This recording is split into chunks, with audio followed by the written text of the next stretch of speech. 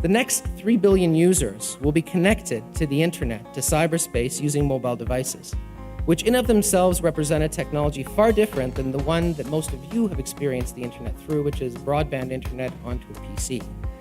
Mobile devices are connected to ecosystems which are far more technologically closed. Bell Canada, TELUS, Fido can do a lot more to the device through which you're accessing the internet now than they could to a computer which is accessing it differently. It also creates a completely different experience in terms of surveillance. Essentially, your cell phone is like a digital dog tag. Where you carry it, it will tell your provider where you are. In fact, just last week, an Israeli company revealed a very interesting technology that allows them in real time to be able to gauge the demographic profile of protesters gathering in a geographic location. They do this by combining the information they get from your cell phone of where you are with your subscriber records, saying who you are, how much you earn, and where you are. And from that, they can create an instant profile of who you are. Second technological driver to consider is the cloud. Increasingly, with the falling prices of computational power, resources which previously had to be embedded into one server are now put into banks of servers that are located elsewhere. These banks of servers are virtually joined together to create the services that you and I get. How many of you know that 70% of Canadian email is actually cleaned for viruses by a US-based company in Seattle? Now, theoretically, that means that all of your email is subject to the Patriot Act. Cloud computing cuts across jurisdictional issues in ways that are very poorly understood, both by policymakers and even those doing diligence for the very companies that are hosting themselves, and are going to be a major driver of change in terms of how we start understanding this domain. Engagement, I have a little bit of a problem with. I wonder how long my wife would have been happy for me to be engaged. Yeah. If I didn't move from engagement to marriage, I think the whole thing would have got called off. Yeah. And that's the problem with engagement. Engagement is about getting people in and getting people out. Marriage is about commitment. Marriage is about power sharing. Marriage is about long-term thinking. It's for better, for worse. It's for richer and for poorer. It's not you get out of your jobs when there is when there's a bit of a financial downturn. It's about being there in the long run. It's not about what you can do for your country. It's not even about what your country can do for you. It's about what you can do together. That's what the marriage is.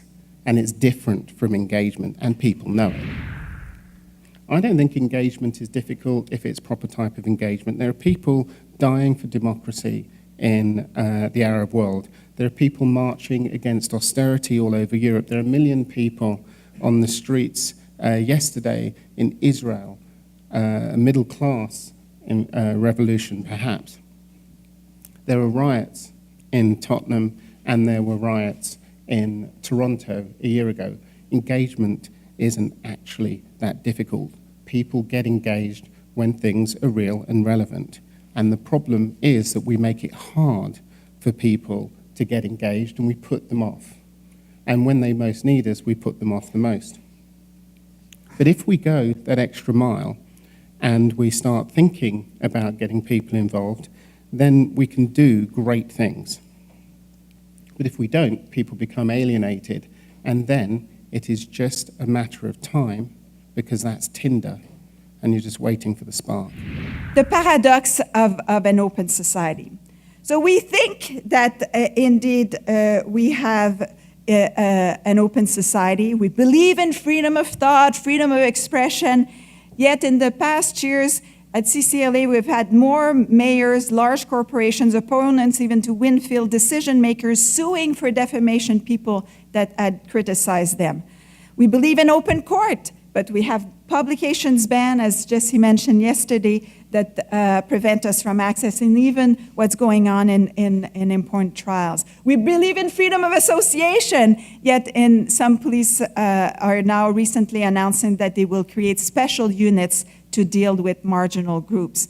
We believe in the freedom from arbitrary arrest, yet last year we arrested more than 1,000 people and less than 30 charges are continuing. We believe, I think, still a little bit in privacy, although we can talk about in the question period about whether privacy is dead. I would say over my dead body. But we think that we have a comprehensive privacy regime, but yet we have a woman that was stopped at the border when the American authorities had access to her police file that showed that she attempted suicide, and therefore she was suffering from mental illness and should not enter in the United States.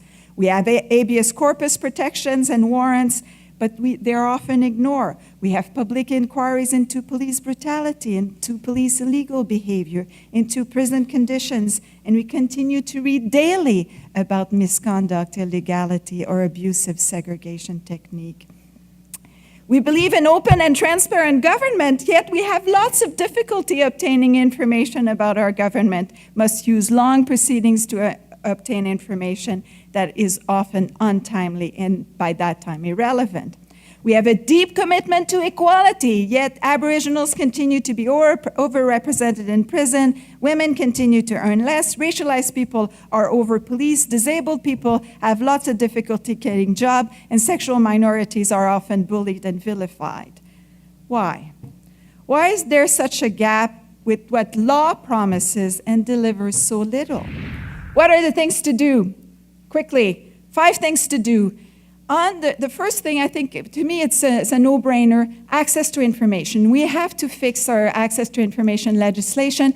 It's no service to a government to have opponents that have bad information, that don't know what's going on. You know, I'm a lawyer, and I know there's nothing worse than having somebody on the other side that's not well prepared, that doesn't have access to information. So this, to me, is something that we should ask, and ask promptly. It's the only way that you can have a vibrant civil society that's engaged to have access to the information. I continue to, secondly, I think I would want to have a renewed commitment to good processes, fair processes. So processes that rely on warrants and the protections of fairness in imposing punishment. If you're not going to go there, then at least if you're going to be willing to give more power to the police, ask for more accountability. Anytime, I cannot understand why, indeed, we do not say, the moment you increase the budget for the police, we should increase the budget to the accountability forum that goes after it. If the police now is innovating in doing integrating policing, we should have integrated accountability mechanism. You cannot give more power to decision makers if you do not increase the ability of it to the accountability mechanism to respond to this. Accountability should not be 3 years behind. It should be in real time. And finally, I think, and this is my call to all of you, I think we have to practice denouncing injustice. We have to practice seeing it, bearing witness. We have to practice denouncing it. We don't have to denounce it. We don't have all to go out there and walk out, but to note it, to share it, you don't have to do it in an impolite way, but certainly I think the practice of denouncing injustice, of sharing the information, and indeed of creating coalition to fight the injustice is something that we have to learn and practice.